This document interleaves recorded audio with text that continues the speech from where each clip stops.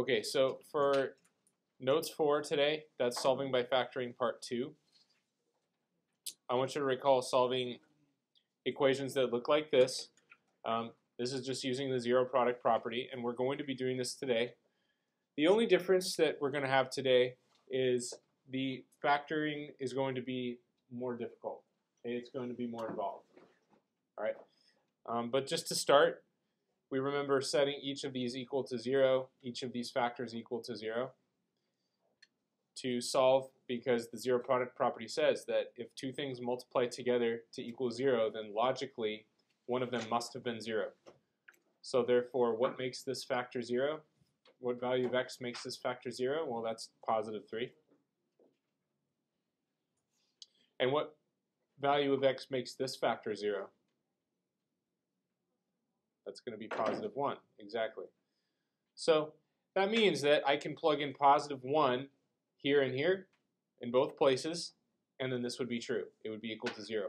I could also plug in positive 3 both here and here, and then this would be true as well. So therefore, there are two solutions to this quadratic equation, and quadratics have two solutions. All right, then we also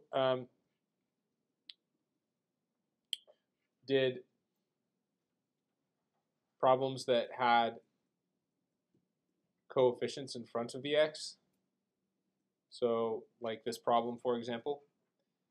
And the only difference was that we had a two-step equation to solve for, but the principle is exactly the same.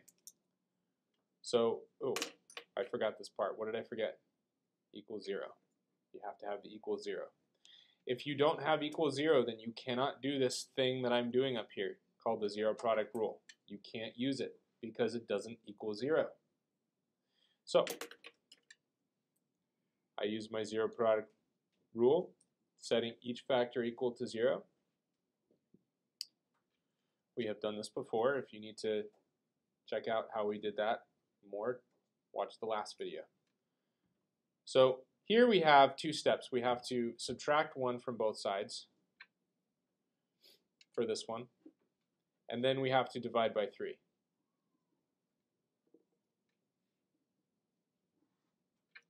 So we've got x equals negative 1/3 in this example right here.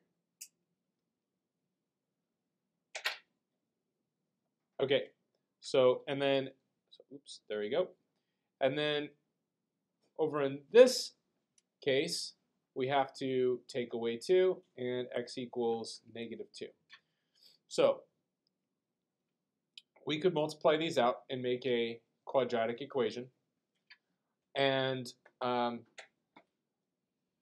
plug in negative 1/3 for x here and here, and we get 0. Plug in negative 2 both here, and we get 0. Two solutions. Now, if I took this thing and I multiplied it out, I would get, now watch this, so 3x plus 1 times x plus 2. If you guys remember how to FOIL, meaning multiply the first terms, multiply the last terms, we would get 3x squared, and then 3x times 2 would be, what, 6x. And then we'd have to take positive 1, multiply it by x, so that's going to be x. So this is the f, the first, the outer, then the inner, which I just did to get x, and then the last, which is the L of the FOIL. 1 times 2 is 2. Oops, that should be purple. And then I combine the middle two terms. And what I have here is a quadratic equation. 6x plus x is 7x, because there's a 1 there. What I have here is a quadratic equation that has a coefficient in front. And so what we're going to be doing today is we're going to be taking things that look like this, and we're going to be factoring them to get this.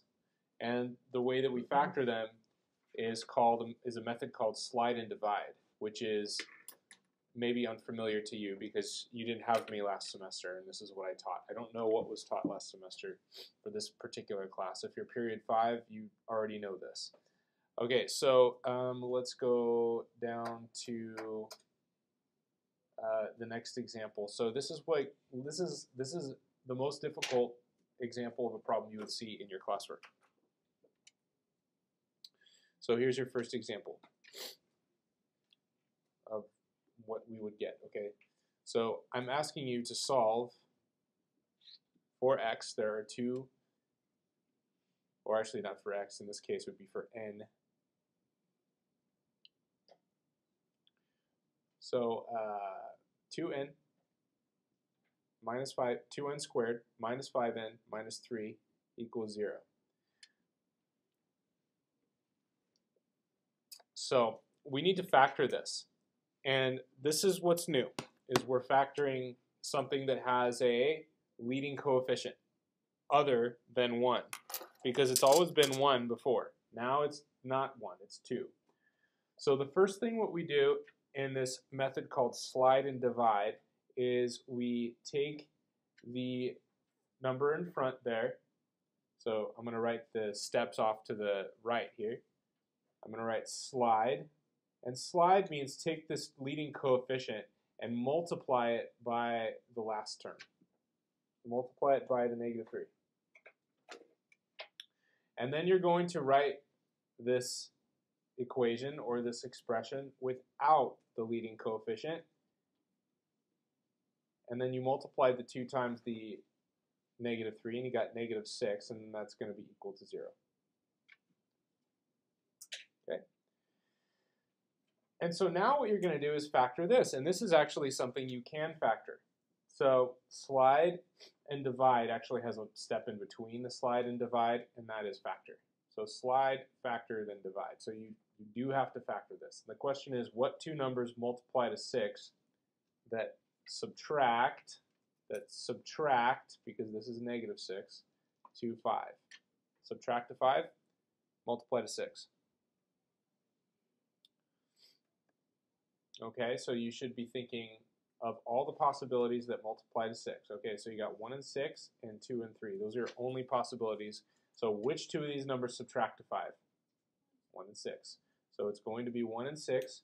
And then if this sign is negative and these signs are different here, which is what we have, we are going to have to look at this first sign and know, therefore, which one is negative. This is the sign of the bigger of the two numbers. So therefore, the 6 is negative. So it's negative 6 and positive 1. So then we just write our factored answer. So that's going to be an n here and an n here. It's going to be plus 1 minus 6. And now here is the divide part of slide and divide. So write divide. What are we dividing? Well, we're taking whatever we slid. Okay, so what did we slide? The 2. We slid the 2 over. Now what we're going to do is we're going to divide the 2 by each of the numbers. So the numbers in these factors are 1 and negative 6. So I'm going to take what I slid, which is the 2, and I'm going to divide 2 on both of the numbers. This is the trick. Okay? It's a little tricky, but once you get the hang of it, you'll get it. Now, this first one, well, actually, let me look at the second one because that's easier. This easily divides. 6 divides by 2. That's easy to do. So this factor is going to simply become n minus 3 because 6 divided by 2 is 3. That's easy to understand. But this does not divide evenly. So what we're going to do is to get the actual factor itself, and this is actually brilliant because you don't actually, to get to the solution from here, it's as simple as seeing that, oh, it would just be, because this is the factor itself. The solution is negative 1/2 if you look at this. But if you want to get the factor without a fraction in there, you have to multiply through by this number because this doesn't divide evenly. So what I'm going to do is multiply through by 2, and then therefore it would be 2n plus 1 right here. However, even though I got this, and this is my factored answer now, I can use this to get my solution, because what is my solution really going to be? It's going to be negative 1/2 and positive 3, if you can see that, how that's going to happen. if you can't see that, then you can set up your zero product property,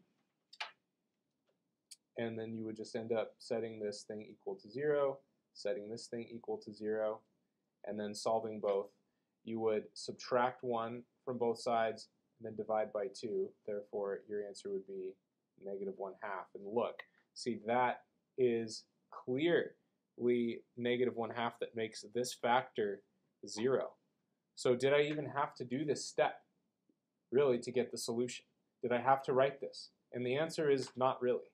Okay, but this is how it factors if you're being asked to factor something like this. Did I have to do this step? Not entirely necessary to get the solution after you do this, which is really cool, I think.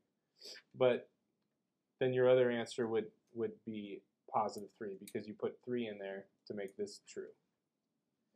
And then your two answers are negative 1/2 and 3. And we're done.